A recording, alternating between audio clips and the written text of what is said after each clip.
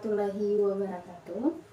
Perkenalkan, nama saya Andi Arwinda Wildam SEMM dengan NIDN 0921089201.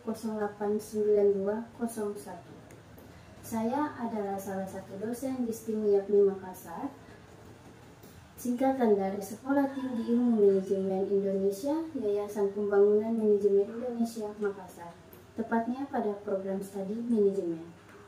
Pada kesempatan ini, saya akan memaparkan mata kuliah yang akan saya ampu pada program studi manajemen, yaitu mata kuliah manajemen sumber daya manusia. Mata kuliah ini berada pada semester 3 dengan bobot sebanyak 3 SKS sifatnya teori. Adapun capaian pembelajaran dari mata kuliah ini adalah: yang pertama, mahasiswa mampu menjelaskan tentang teori motivasi dan kepuasan kerja. Yang kedua, mahasiswa mampu menjelaskan berbagai indikator dalam motivasi dan kepuasan kerja. Yang ketiga, mahasiswa mampu menjelaskan pengukuran motivasi dan kepuasan kerja. Selanjutnya, deskripsi mata kuliah ini yakni menciptakan motivasi kerja pada karyawan sehingga menciptakan kepuasan kerja yang optimal. Materi ajar pada mata kuliah ini terdiri dari 11 sub pembahasan dengan 14 kali pertemuan ditambah dengan UTS dan UAS. Berikut daftar materinya. Yang pertama, pengertian motivasi. Yang kedua, perencanaan tenaga kerja dan perekrutan karyawan. Yang ketiga, loyalitas karyawan. Yang keempat, pelatihan dan pengembangan SDM. Yang kelima, perencanaan dan pengembangan. Yang keenam, kinerja dan penilaian prestasi. Yang ketujuh, kompensasi dan balas jasa. Yang kedelapan, proteksi. Yang kesembilan, motivasi dan kepuasan kerja. Yang kesepuluh, konflik dan stres kerja. Yang kesebelas, audit SDM. Metode pembelajaran yang akan saya gunakan dalam proses pembelajaran yaitu ada 3. Yang pertama, ceramah. Yang kedua, diskusi. Dan yang ketiga, pemberian tugas individu dan tugas kelompok. Dan media pembelajaran yang sering saya gunakan yaitu yang pertama, Google Classroom sebagai media kelas untuk memfasilitasi materi dan tugas mahasiswa. Google Meet. Yang ketiga, Zoom. Yang keempat, Google Forms sebagai media untuk evaluasi pembelajaran seperti ujian. Berikut adalah cuplikan proses pembelajaran mata kuliah manajemen sumber daya manusia. Waalaikumsalam warahmatullahi wabarakatuh. Apa kabar hari ini anak-anak? Baik. Oke, alhamdulillah kita dipertemukan di pertemuan berikutnya untuk hari ini ya, di mata kuliah manajemen sumber daya manusia. Sebelum kita memulai pelajaran hari ini, mari kita membaca doa menurut agama dan kepercayaan masing-masing. Dimulai.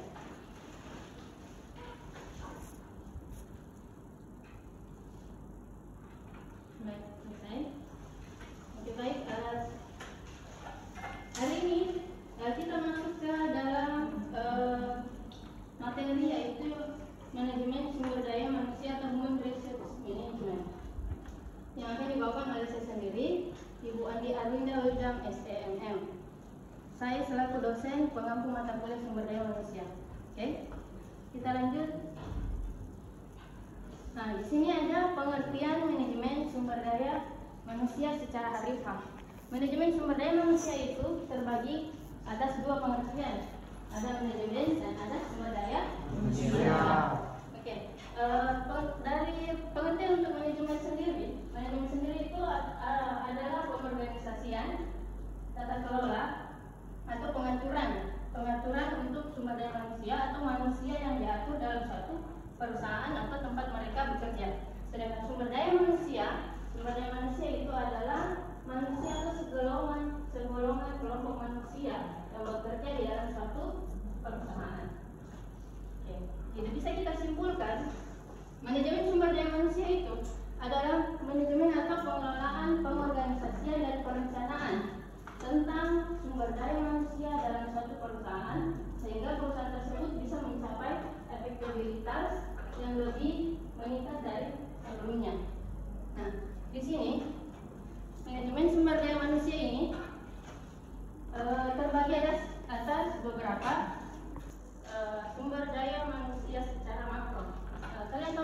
kan makro itu cakupannya luas, ya.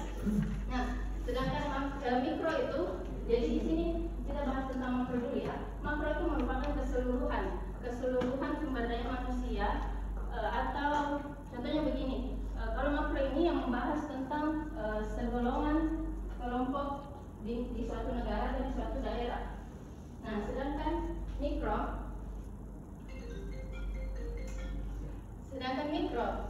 itu segolongan atau kelompok yang bekerja di dalam suatu perusahaan, artinya dia cakupannya kecil. Ya, bisa dibedakan ya. Selanjutnya,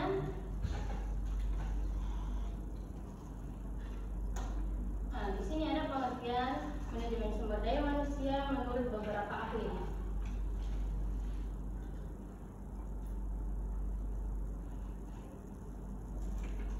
Nah, jadi di sini Ibu mau menjelaskan tentang manajemen yang berada dalam suatu perusahaan. Nah, manajemen yang berada dalam suatu perusahaan itu terbagi atas 4. Yang pertama itu ada manajemen sumber daya manusia, yang kedua ada manajemen keuangan, yang ketiga ada manajemen produksi dan pemasaran. Nah, keempat manajemen ini saling mempunyai keterkaitan untuk meningkatkan suatu keuntungan dalam suatu perusahaan. Artinya begini, manajemen sumber daya manusia tidak bisa jalan apabila manajemen produksi tidak ada, manajemen keuangan tidak ada, dan manajemen pemasaran tidak ada. Nah, untuk pengertian di manajemen sumber daya manusia ini, manajemen sumber daya manusia ini menggerakkan suatu sistem motorik untuk merangsang suatu pekerja atau karyawan untuk menciptakan suatu produksi. Nah, suatu produksi ini yang disebut dengan manajemen produksi. Nah, setelah mereka memproduksi, masuk lagi manajemen keuangan. Manajemen keuangan itu menghitung berapa laba rugi, berapa bahan yang akan keluar, berapa nilai-nilai yang akan keluar untuk diproduksi. Nah, setelah dari produksi, masuk ke manajemen pemasaran. Nah, manajemen pemasaran ini akan memasarkan beberapa produk untuk dijual di halayak luas atau di masyarakat bebas.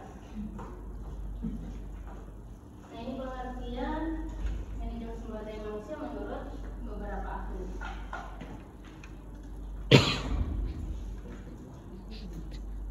Nah, di sini ada ruang lingkup manajemen sumber daya manusia. Nah, di sini ada fungsi atau beberapa fungsi perencanaan. Yang pertama itu fungsi perencanaan, yang kedua fungsi pengorganisasian, yang ketiga fungsi pengarahan. Fungsi perencanaan ini mereka melaksanakan tugas, bagaimana cara mereka merancangkan apa yang harus karyawan tersebut ini lakukan. Nah, tanpa fungsi perencanaan ini ada perusahaan itu tidak bisa jalan. Sedangkan yang kedua ini ada fungsi pengorganisasian, bagaimana cara suatu karyawan ini mengorganisasikan atau mendesain struktur hubungan antara tugas-tugas yang harus dia kerjakan di dalam suatu tempat mereka bekerja. Nah, yang terakhir ini ada fungsi pengarahan. Fungsi pengarahan ini menuju ke supervisor atau seorang manajer. Nah, manajer atau supervisor ini mereka yang mengarahkan bagaimana cara karyawan tersebut melakukan tugas pekerjaannya sesuai dengan SOP yang berlaku. Ya.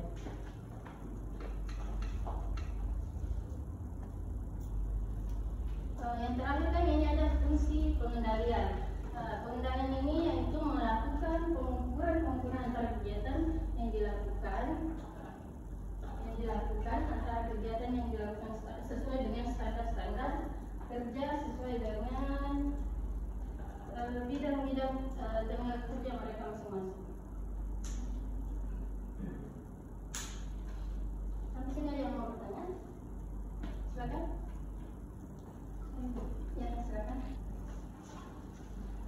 Perkenalkan, nama saya Wisma Puswali dengan NIM 2261011151. Pertanyaan saya, berikan contoh manajemen SDM secara makro dan mikro. Terima kasih. Langsung saya jawab ya. Jadi contoh dari manajemen sumber daya manusia secara makro itu kan cakupannya luas ya. Jadi contohnya manajemen sumber daya manusia itu artinya mereka mengorganisasikan suatu kelompok atau manusia yang mengatur manusia di dalam satu daerah atau di dalam satu negara. Sedangkan di dalam satu manajemen sumber daya manusia secara mikro itu penggolongan dari sebuah sistem yang mempekerjakan sumber dayanya seperti di suatu tempat kerja atau di suatu perusahaan. Selanjutnya, saya Bu. Ya. Baik, assalamualaikum warahmatullahi wabarakatuh. Perkenalkan, nama saya Muhammad Israfil Kafi dengan NIM 2261201146. Pertanyaan saya Bu, apa perbedaan antara fungsi perencanaan dan fungsi perorganisasian? Terima kasih. Di sini pertanyaannya tentang fungsi perencanaan. Perencanaan sendiri itu sumber daya manusia ini butuh suatu pengarahan atau perencanaan. Jadi perencanaan itu dilakukan oleh suatu sistem yang mempelajari tentang bagaimana cara mereka mengarahkan, merencanakan apa yang harus sumber daya manusia ini atau SDM ini atau pekerja ini lakukan. Jadi mereka harus lakukan sesuai dengan tupoksinya. Sedangkan manajemen sumber daya manusia menurut fungsi pengorganisasian. Pengorganisasian sendiri itu kita bisa lihat di sini pengertiannya ya. Pengertiannya itu tentang menyusun atau suatu organisasi yang mendesain struktur atau hubungan antara tugas-tugas yang harus dikerjakan oleh tenaga kerja yang telah dipersiapkan sesuai dengan SOP yang berlaku. Selanjutnya, ada yang mau bertanya lagi? Ya, silakan. Baik, perkenalkan nama saya Roman Bakira dengan NIM 2261201161. Di sini saya mau bertanya mengenai bagaimana cara menciptakan suasana kerja yang nyaman dalam sebuah perusahaan. Oke, baik, terima kasih ya pertanyaannya. Jadi cara menciptakan suasana kerja yang nyaman dalam suatu perusahaan itu sama dengan kita menciptakan suasana yang nyaman di dalam kelas ini. Artinya begini, kita harus cari apa yang membuat kita termotivasi, apa yang membuat kita termotivasi untuk bisa tetap bekerja. Misalnya kita punya tabungan keluarga atau kita punya tabungan keluarga yang harus kita hidupi, harus kita kerja. Nah, kalau kita tidak bekerja, mereka tidak bisa makan. Artinya begitu. Jadi kita harus mengurangi juga rasa stres dalam bekerja. Rasa stres dalam bekerja bisa dikurangi dengan cara menciptakan motivasi. Nah, stres kerja, motivasi itu bisa mencapai kepuasan kerja. Nah, setelah kita mencapai kepuasan kerja, kita otomatis kita bisa merasakan nyaman di dalam suatu tempat bekerja kita. Terima kasih ya.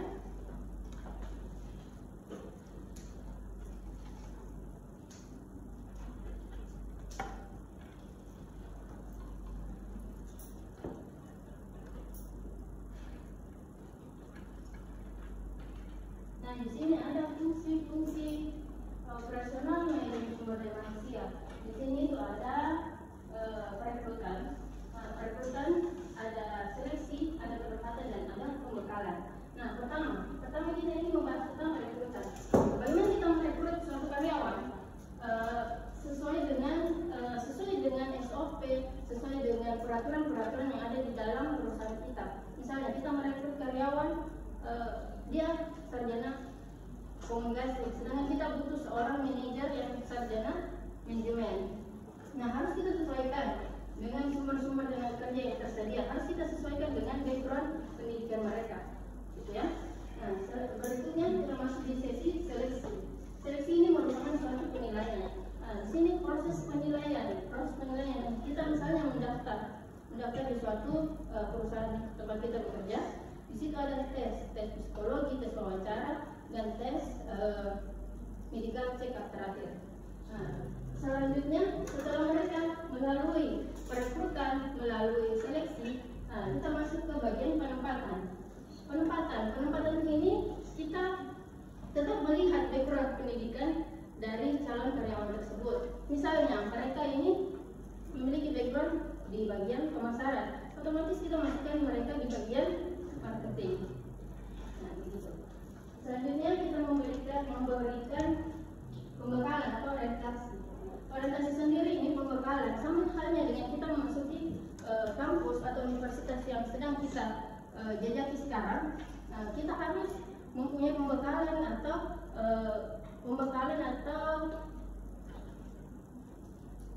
pemahaman tentang apa yang harus kita kerjakan di tempat kita bekerja ke depannya. Gitu.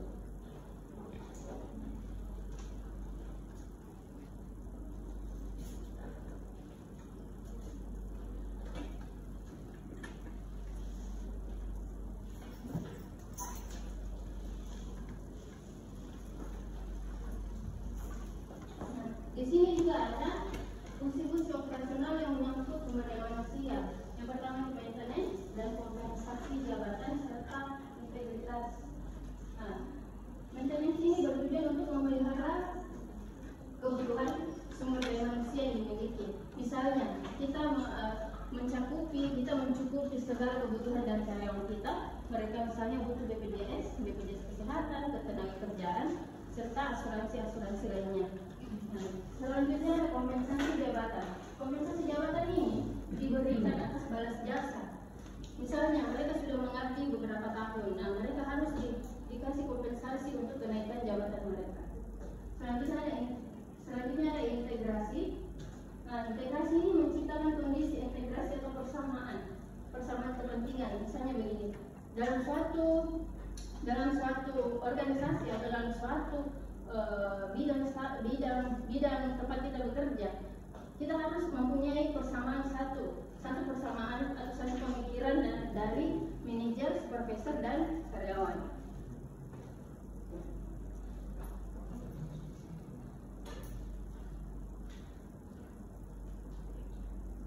Di sini juga ada tentang hubungan perburuhan. Hubungan perburuhan ini membahas tentang perjanjian kontrak kerja atau PKWT. PKWT sendiri itu perjanjian kontrak kerja dengan waktu yang terbatas.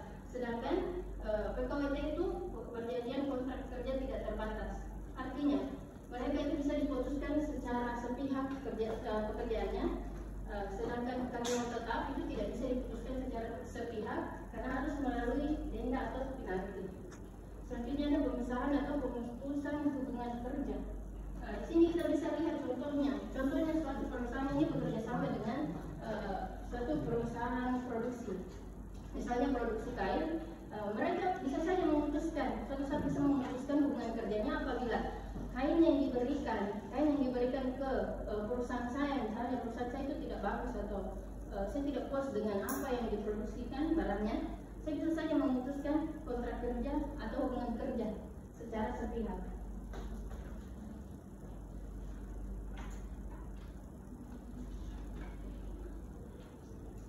Nah, selanjutnya di sini ruang lingkup manajemen sumber daya manusia atau fungsi manajemen sumber daya manusia. Nah, di sini ada ruang lingkup, fungsi operasional dan subfungsi dari manajemen sumber daya manusia. Yang pertama itu ada pengadaan SDM. Pengadaan SDM ini bertugas untuk mengadakan rekrutmen, seleksi, penempatan, dan orientasi. Selanjutnya ada pengembangan SDM. Pengembangan SDM ini mereka harus memberikan pelatihan atau pengertian atau pembekalan kepada karyawan mereka sehingga mempunyai motivasi kerja yang cukup tinggi. Selanjutnya ada pemeliharaan SDM. Pemeliharaan SDM tersendiri ini, di sini ada kompensasi jabatan, integrasi, hubungan perburuhan, dan pemutusan hubungan kerja. Seperti yang tadi dijelaskan, kompensasi itu diberikan kepada mereka yang sudah mengabdi di atas 5 tahun misalnya, atau di atas 10 tahun, ya. Selanjutnya,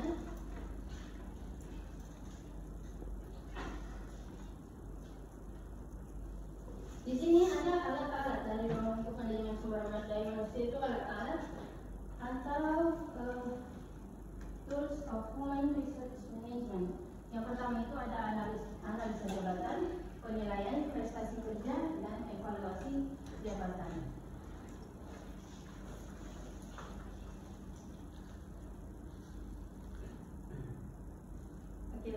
selanjutnya Ibu mau mengaksen.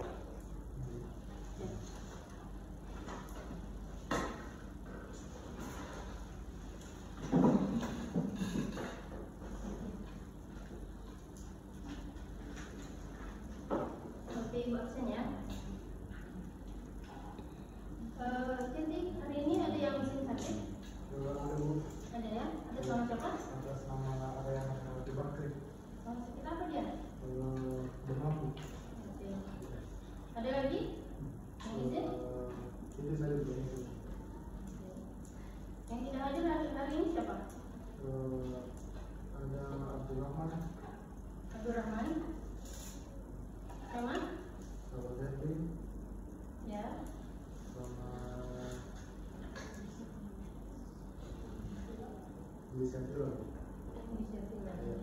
Jadi ada 3 orang yang tidak hadir ya. Oke, jadi mohon diperingatkan kepada temannya ya. Jadi Ibu menilai dari masa kuliah Ibu ini kehadiran, kuis, serta tugas-tugas yang dikumpul, serta tata krama dan kesopanan kalian dalam perkuliahan Ibu. Jadi Ibu di sini mau memberikan kuis atau tugas dan dikumpul di pekan depan berikutnya, di pertemuan berikutnya. Ya, silakan dicatat kuisnya atau tugasnya.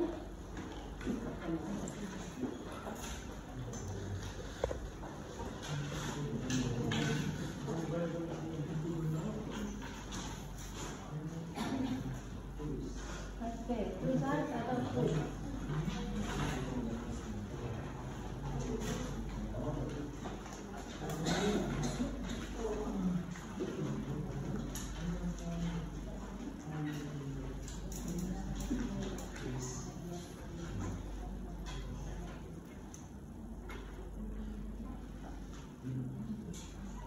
Oke, jadi sekarang kuisnya jelaskan beberapa fungsi pengorganisasian dalam manajemen sumber daya manusia.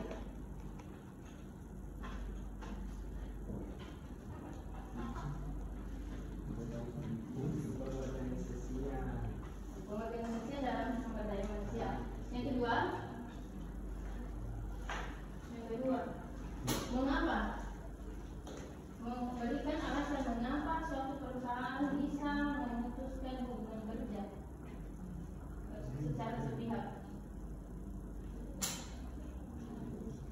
Secara sepihaknya. Oke, yang ketiga. Tadi kita bahas tentang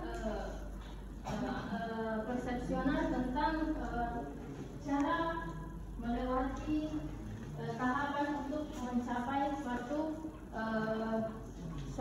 kepuasan kerja dalam tempat kita bekerja.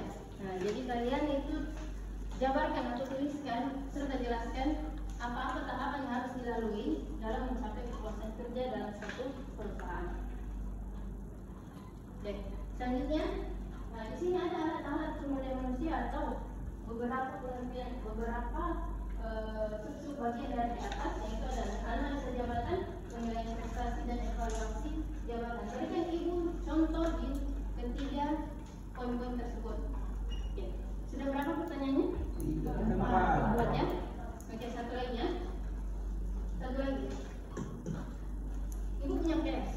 Ini case atau suatu kasus dalam suatu perusahaan. Nah, misalnya saya sudah mengabdi beberapa tahun di perusahaan ini, tapi kok jabatan saya tidak bisa naik. Jabatan saya tidak bisa naik. Apakah saya punya kekurangan di SDM saya, atau cara saya berproduksi, atau cara saya memasarkan? Nah, jadi kalian bisa simpulkan apa yang harus dia lakukan untuk mendapatkan penghargaan untuk menaikkan jabatannya. Oke. Tulis ya. Sampai sini ada yang mau ditanyakan lagi? Namanya? Oke. Kalau begitu Ibu tutup perkuliahan hari ini. Terima kasih atas kehadirannya semua ya anak-anakku ya. Semoga kalian senantiasa dalam lindungan Allah Subhanahu Wa Taala. Kita bertemu di pekan berikutnya. Assalamualaikum warahmatullahi wabarakatuh. Waalaikumsalam warahmatullahi wabarakatuh. mendengarkan proses pembelajaran yang saya lakukan via Zoom meeting. Semoga memberikan manfaat untuk kita semua. Saya juga mohon maaf yang sebesar-besarnya apabila ada tutur kata maupun tindakan yang kurang berkenan.